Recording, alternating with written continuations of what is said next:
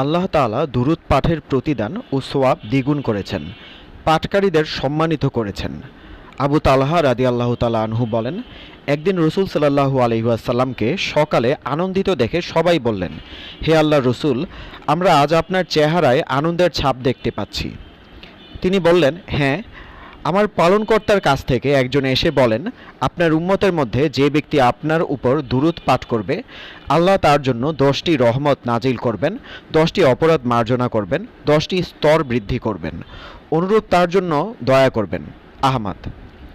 অন্যদিকে আবু হুরায়রা রাদিয়াল্লাহু তাআলা আনহু বর্ণিত হাদিসে রসুল সাল্লাল্লাহু আলাইহি ওয়াসাল্লাম বলেন, কিয়ামতের দিন আমার একান্ত লোক হবে সে, যে আমার উপর অধিক দুরূদ পাঠ করবে।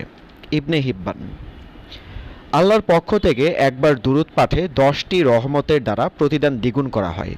রসুল সাল্লাল্লাহু আলাইহি ওয়াসাল্লাম বলেন, কোনো বান্দা যখন আমাকে স্মরণ করে, আমার উপর দুরূদ পাঠ করে, তখন আল্লাহ তাআলা তার জন্য 10টি নেকি লিখে দেন, 10টি অপরাধ মার্জনা করে দেন, তার মর্যাদা 10 স্তর বাড়িয়ে দেন। নাসাই।